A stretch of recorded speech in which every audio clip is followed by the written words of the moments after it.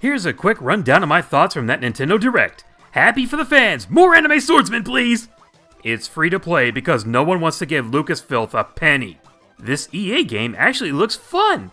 I remember that game! Didn't have it, but I remember it. Weren't you the character Sakurai thought about for Melee but decided not to because your game never made it outside of Japan?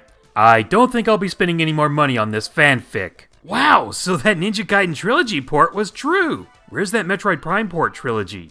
Best announcement in the Direct! I think I'll pass on that one. Oh, I am so making a list about this! And here we are today. To be honest, I haven't really put that much time into Splatoon 2, and now a third one is on the way, and there's quite a number of things I wanted in Splatoon 2 that didn't happen. So I'm gonna make this video as loud and clear as possible! I know we joke about Nintendo actually listening to me, but let's find out if it's funny because it's true. Alright, let's start it off! 5th place!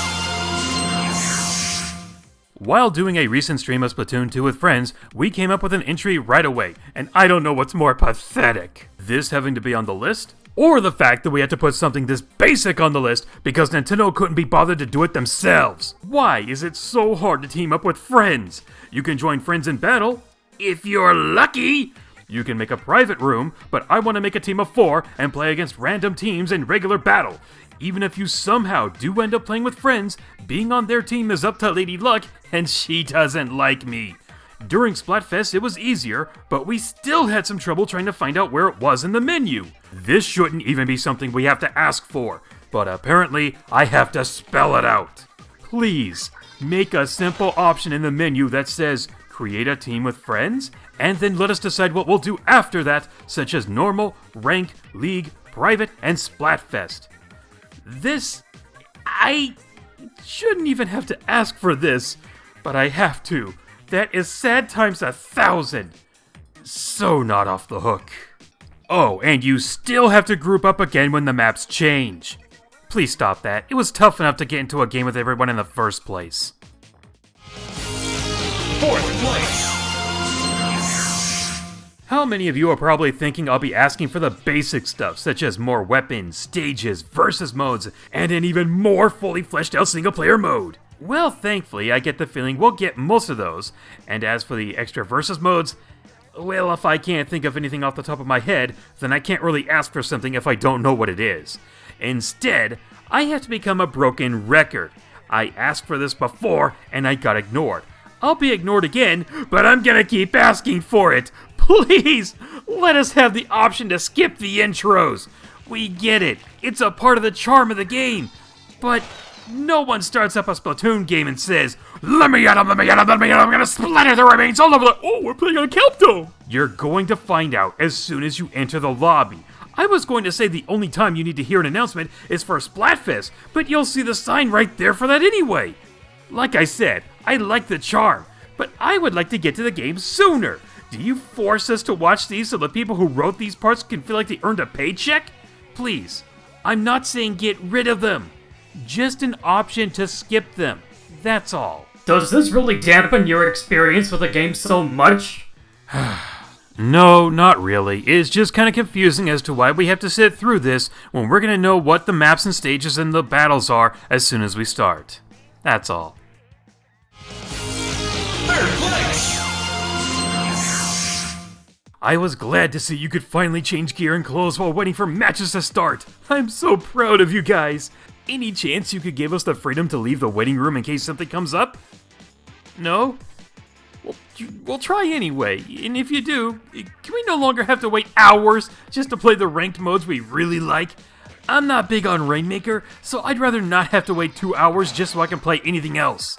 There are only 4 modes now, but I hope there's more on the way, and I don't think players are too keen on having to wait even longer to play the ones they dominate in.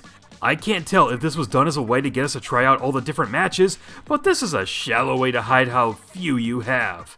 It's quality over quantity, but you know a few more couldn't hurt. If you really wanted us to try the other modes, then why not have certain rewards for playing them? Earn extra tickets, earn even more money and experience, unlock exclusive gear that shows how well you've trashed the enemy team. I personally don't know what time it will be when the mode I want comes back, and I'm not going to stick around to find out. I'll go play some Smash with friends with the mayhem turned to max. Or online sabotage with Mario 3D World. Keep me grounded in your game by offering the modes all at once and having a reason to compete in them, besides a letter grade to your performance. That really shouldn't be too much to ask for. Second place. To me, it's weird that another Splatoon game will be on the same system as another Splatoon game. Normally, Nintendo doesn't do multiple releases of multiplayer games on their systems with the exception of Mario Party. We haven't had a system that had 2 Mario Karts, I don't count that, 2 Smash Brothers, 2 Mario Golfs, 2 Mario Tennises. I'm not saying this is a problem, it's just kinda weird to me. I'm used to that with other non-Nintendo franchises, this is just awkward. Not bad, it just feels strange. But here's the thing, Splatoon 2 is basically dead once it comes out. Now, as I've already said, I haven't put that much time into the game, but from what little I've got, I don't want it to go to waste. How about you guys with the level 91? You want all of that to be for nothing? Can we please transfer all or some of that stuff over? The clothes, the gear, the sea snails, the levels! I could understand before why we couldn't transfer it over. It was on different consoles, and sometimes different engines. But we have a Nintendo account now, which can help us detect if we have these items to transfer over or unlock right away. I can't be the only one that wants to feel like we can keep our progress in the game, right? I mean, I'm sure most of you guys would lose more than me, so I hope we're in agreement here. Alright, first place.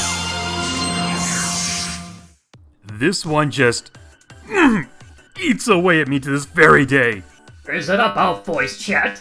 No, I've given up hope on that one. I'm not using your app, Nintendo. I'm using Discord, but I'm still not happy about it. No. This is about something else. I don't think many other players have this problem, but I've been having it since the first one, and you're not me, so it's not your list. So we good? Because I'm on the West Coast, the servers love to tell me, guess what? You're going to Japan! But not in a good way. Being put on the Japanese servers is basically the game telling me I already lost. What did I do to deserve this? But you know, I just love playing a second or two behind them. I love playing against people who have an unfair advantage, and I love sarcasm! I remember when Mario Kart Wii allowed us to play against people from the same region, and Mario Kart 8 Deluxe still has that! Why is a feature that they've had from over 10 years ago not a standard with all of their current games? Please, I need that option for Splatoon 3. Otherwise, it's a bit difficult to play the game online when most of my matchups have me dead before I know it hit me. And the online is a big part of the game. And that'll do for this list, and if you have a difference of opinions, I'd like to hear what hopes you have for Splatoon 3.